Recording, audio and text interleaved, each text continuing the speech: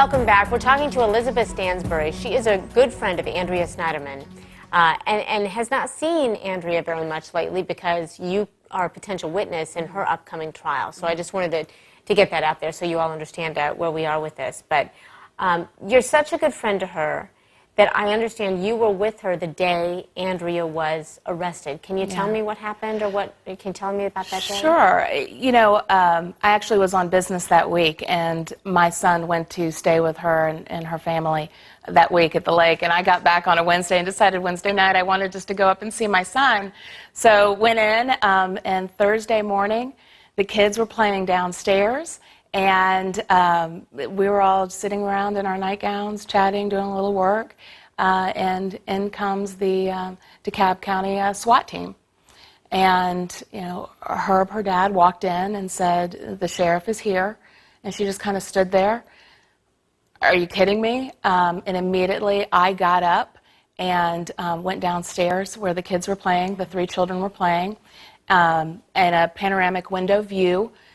They were all coming in through the downstairs as well. I put my hand out to stop them so I could get all 3 children into a room that didn't have windows.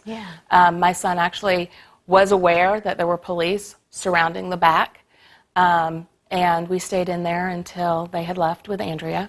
You know, what really upset me through all of this is that the DA did not give her attorneys any heads up, where the whole time they said, if it looks like you're going to indict, we will bring her in. And instead of calling her attorneys, they called the media and allowed the media to come into a gated community and set up the cameras to watch this orchestration of this 15-plus SWAT team to bring in this woman. Did they ever explain why they needed a SWAT team? No, not at all. Not at all.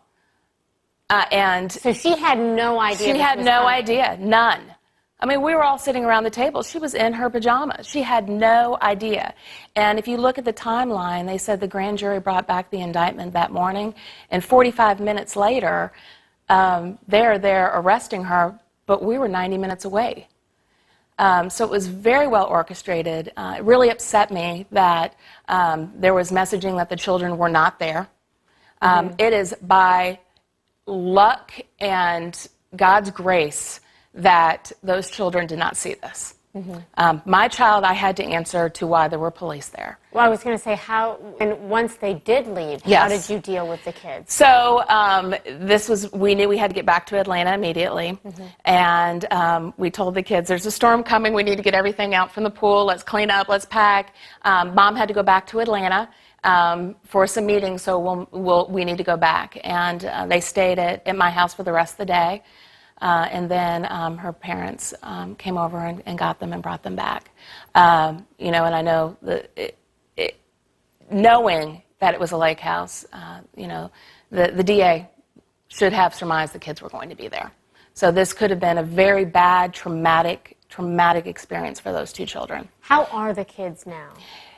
You know, they're flourishing. They are doing so well. They're a great school year to start, and I think that's part of why you haven't heard, why no one's really ever heard from Andrea from the beginning. She wanted to stay out of the limelight because her priority have been her children. She wanted to give her children a sense of normalcy, and I agree with that. All of her friends and supporters, you know, stood by that. And you know, unfortunately now she can't do that, and I think that's why, you know, I decided it's time for us to kind of really share who the Andrea is, because she can't. Do you think that was she expecting, maybe not that day to be arrested, but was she on alert at all? Was there a part of her that thought, man, they're watching me and I've got to be careful, you know what, I think that she really felt like her attorneys were in good communication with the DA, and enough time had passed. And you have to remember, she's innocent. It was no affair. She had no involvement in any of the co-conspiracy that they're charging her with. So honestly, she thought, you know, this is going to go away, and I can start, you know, my life with my kids. I want to read a quick soundbite. Sure. Where she talks about learning about Rusty's death. Let's watch this real quickly. When you went to the Atlanta Medical Center, ma'am, did you find out what had happened to Rusty? They took me into what I call the death room. Okay, so they told I sat you... in a chair, and someone, I have no idea who they are, came over and said that he came in with multiple gunshot wounds and that he was dead. I don't remember anything they said after that. I think the reason that people watch that and think it seems odd to them, and we always make the point, look, when somebody, you never know how somebody's going to deal with trauma. Right, Everybody right. deals with trauma differently. Right. But even talking about it there was almost an arrogance or an anger, but there weren't tears. There weren't, oh my gosh, my husband's dead. Can you help people understand why that might be with her? She's cried constantly since November 18th. There were times where she didn't eat for 2 months that we'd have to go over there and sit there and actually force her to drink Ensure. She had to be reminded to breathe. And what was so unfortunate about the questions that were asked of the witnesses of that day is that not all the questions were asked. And I think that, people look at the timeline that was portrayed there and don't have the whole story. Mm-hmm. And, that information is going to come out. The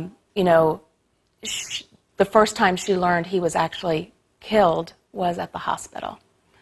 And, questions that were asked of those that were involved that day were asked part A of questions, but not part B.